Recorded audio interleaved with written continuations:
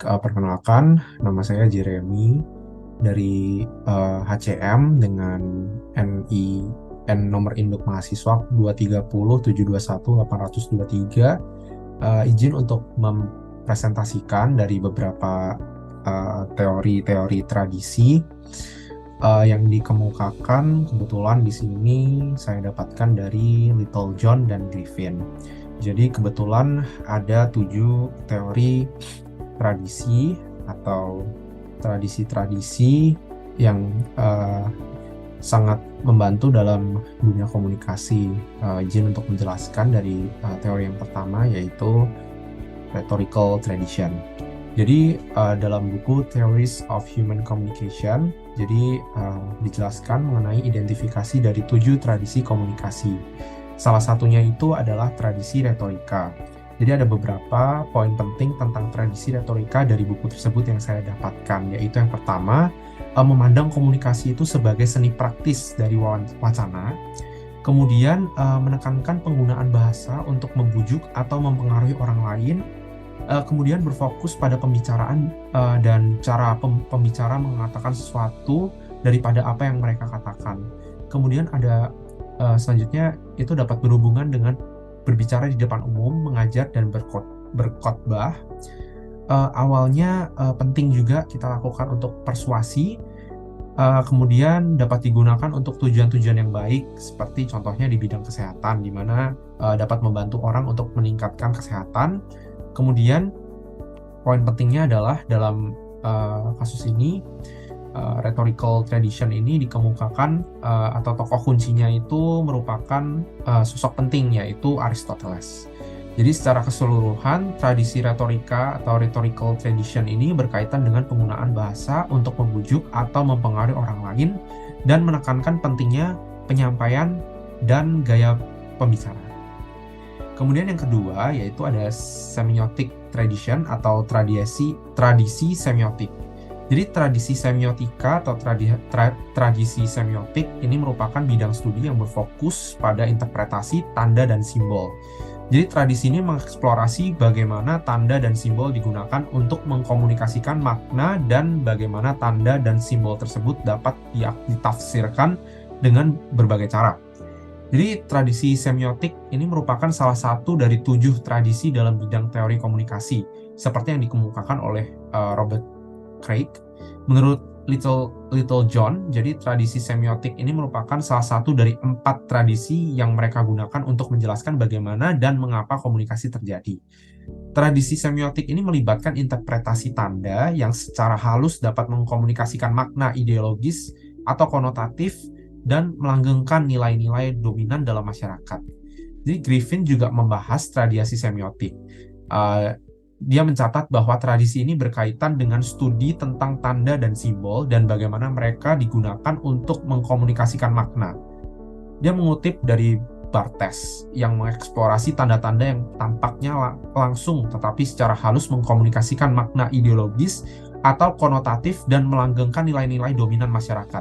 Jadi singkatnya, tradisi semiotik ini merupakan bidang studi yang berfokus pada interpretasi tanda dan simbol. Tradisi ini merupakan salah satu dari 7 tradisi dalam bidang teori komunikasi dan berkaitan dengan bagaimana tanda dan simbol digunakan untuk mengkomunikasikan makna dan bagaimana tanda dan simbol tersebut dapat ditafsirkan dengan cara yang berbeda. Tradisi semiotik ini melibatkan interpretasi tanda yang secara halus dapat mengkomunikasikan makna ideologis atau konotatif dan melanggengkan nilai-nilai dominan dalam masyarakat.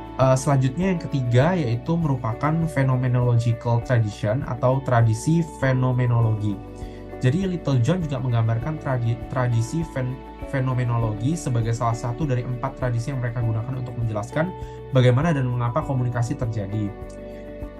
Tradisi fenomenologi melibatkan studi tentang bagaimana orang memahami dunia melalui pengalaman dan persepsi mereka. Tradisi ini menekankan pentingnya pengalaman pribadi dan interpretasi subjektif dari peristiwa. Griffin juga membahas tradisi fenomenologi. Dia mencatat bahwa tradisi ini berkaitan dengan studi tentang bagaimana orang mengalami dan menafsirkan dunia di sekitar mereka.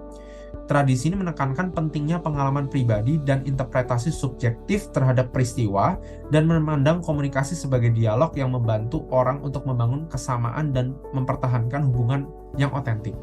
Singkatnya, secara keseluruhan dapat dirangkum yaitu tradisi fenomenologi adalah bidang studi yang berfokus pada bagaimana orang dapat memahami dan menafsirkan dunia melalui pengalaman dan persepsi mereka.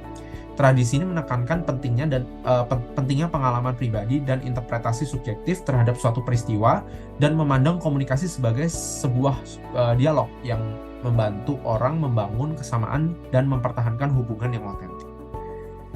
Selanjutnya, saya akan menjelaskan mengenai cybernetic tradition atau tradisi sibernetik. Jadi, Little John juga menggambarkan tradisi sibernetik sebagai salah satu dari 4 tradisi yang mereka gunakan untuk menjelaskan bagaimana dan mengapa komunikasi terjadi. Tradisi sibernetik ini melibatkan studi tentang bagaimana sistem komunikasi beroperasi dan bagaimana sistem tersebut dapat dikontrol atau diatur. Tradisi ini menekankan pentingnya umpan balik dan peran komunikasi dalam memelihara dan menyesuaikan sistem. Griffin juga membahas mengenai tradisi sibernetik. Dia mencatat bahwa tradisi sibernetik ini berkaitan dengan studi tentang sistem komunikasi dan bagaimana sistem tersebut dapat dikontrol atau diatur. Tradisi ini menekankan pentingnya umpan balik, sama seperti yang dijelaskan oleh Little John, dan peran komunikasi dalam memelihara dan menyesuaikan sistem. Dia juga memandang komunikasi sebagai proses pertukaran informasi yang membantu orang mengkoordinasikan tindakan mereka dan mencapai tujuan. Singkatnya, tradisi sibernetik ini merupakan bidang studi yang berfokus pada bagaimana sistem komunikasi beroperasi dan bagaimana sistem tersebut dapat dikontrol atau diatur. Tradisi ini menekankan pentingnya umpan balik dan peran komunikasi dalam memelihara dan menyesuaikan sistem dan memandang komunikasi sebagai proses pertukaran informasi dan membantu orang mengkoordinasikan tindakan mereka dan mencapai tujuan mereka. Sekian dari presentasi saya, terima kasih. Halo semuanya, perkenalkan nama saya Francisca Dewanti Mayangsari dengan nomor induk mahasiswa 220721700037 dari Marketing Communication Management. Saat ini giliran saya untuk melanjutkan penjelasan 7 Traditions of Communication. Tradisi selanjutnya adalah tradisi sosio-psikologi atau socio-psychological tradition. Dalam bukunya, Little John and Foss menjelaskan, tradisi sosio-psikologi berfokus pada variabel psikologis, efek individu, kepribadian, dan sifat, persepsi, dan koneksi. Tradisi sosio-psikologis dapat dibagi menjadi 3 cabang besar. Yang pertama adalah perilaku, yang kedua kognitif, yang ketiga faktor biologis. Teori-teori dalam cabang perilaku berkonsentrasi pada bagaimana orang benar-benar berperilaku dalam situasi komunikasi. Berpusat pada pola-pola pemikiran, cabang kognitif berkonsentrasi pada bagaimana individu memperoleh, menyimpan, dan memproses informasi dengan cara yang mengarah pada keluarnya perilaku. Lalu, dalam teori yang diungkapkan oleh Griffin pada bukunya Communication as Interaction and Influence atau komunikasi sebagai interaksi dan pengaruh. Dalam tradisi ini, komunikasi dipandang sebagai proses memberikan sebuah kode dan menerima kode informasi. Lebih berfokus pada bagaimana individu mengirim dan menerima pesan, serta bagaimana mereka memproses dan menginterpretasikan pesan-pesan tersebut. Tradisi ini mengeksplorasi faktor-faktor sosial seperti budaya, norma sosial, dan dinamika kelompok. Sehingga dapat disimpulkan bahwa tradisi sosiopsikologi berfokus pada peran individu dalam proses komunikasi dan bagaimana faktor sosial dan psikologis mempengaruhi komunikasi. Tradisi ini meneliti interaksi sosial dan psikologi individu dalam konteks komunikasi. Selanjutnya adalah tradisi sosiokultural atau sociocultural tradition. Dalam penjelasan yang diberikan oleh Little John and Foss, tradisi ini berfokus pada cara pemahaman, makna, norma, peran, peran dan aturan manusia secara interaktif dalam komunikasi. Selain itu, tradisi sosiokultural juga berfokus pada identitas yang dibentuk melalui interaksi dalam sebuah kelompok sosial dan budaya. Identitas menjadi perpaduan antara individu dengan peran sosial, komunitas, dan budaya. Sedangkan Griffin menjelaskan dalam tradisi ini, budaya adalah kerangka utama yang memberikan makna bagi komunikasi. Singkatnya, tradisi sosiokultural adalah teori komunikasi yang membantu menjelaskan peran dari sebuah kebudayaan dan konteks sosial dalam proses komunikasi manusia. Tradisi ini menekankan bagaimana budaya, norma sosial, dan faktor-faktor sosiokultural lainnya dapat mempengaruhi komunikasi. Tradisi selanjutnya adalah tradisi kritis atau critical tradition. Menurut Littlejohn dan Voss, tradisi komunikasi kritis melibatkan analisis komunikasi yang kritis dan reflektif terhadap isu-isu sosial, politik, dan budaya. Tradisi ini mempertanyakan dan menghilangkan kesenjangan, kekuasaan, dan konstruksi sosial dalam komunikasi.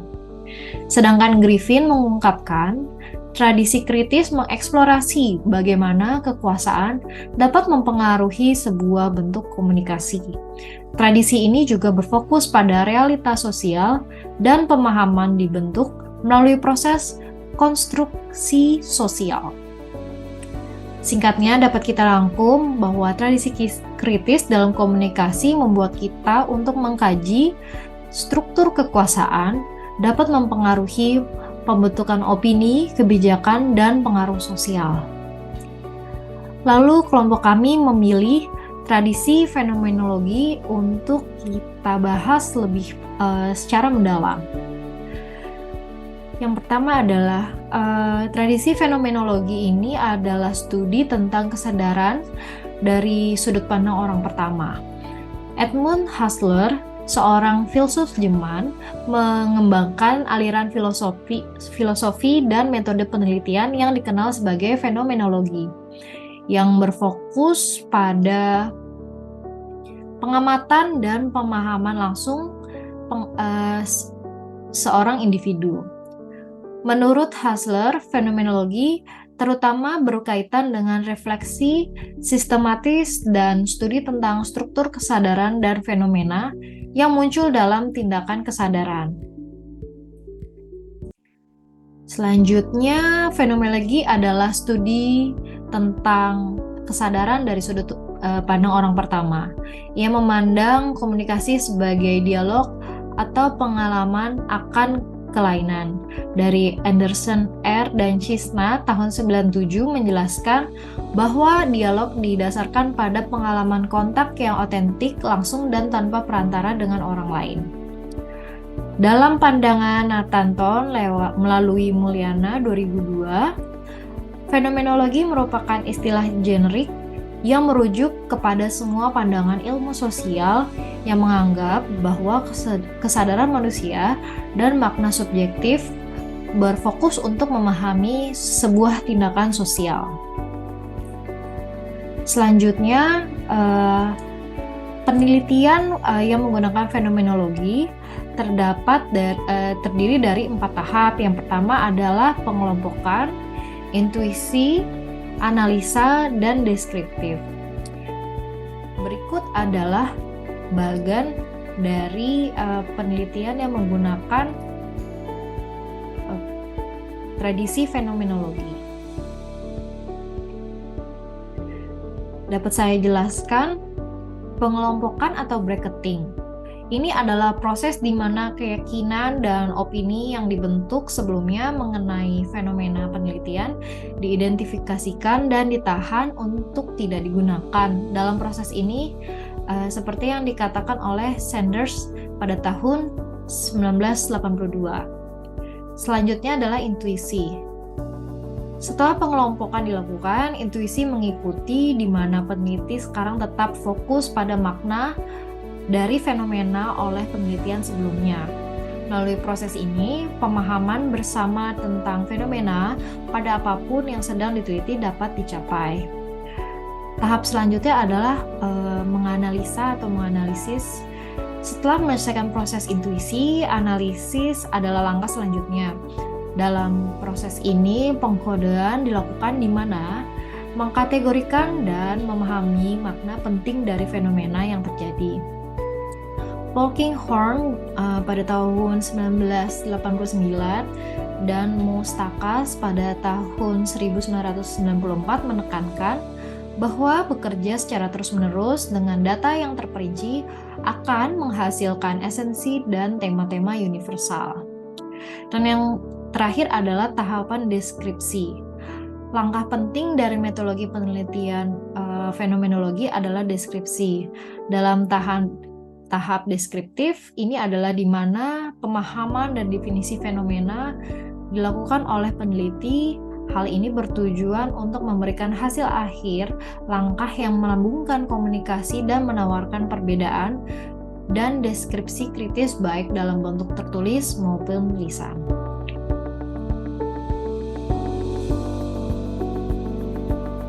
Berikut adalah daftar pustaka dari tugas Communication Research kali ini.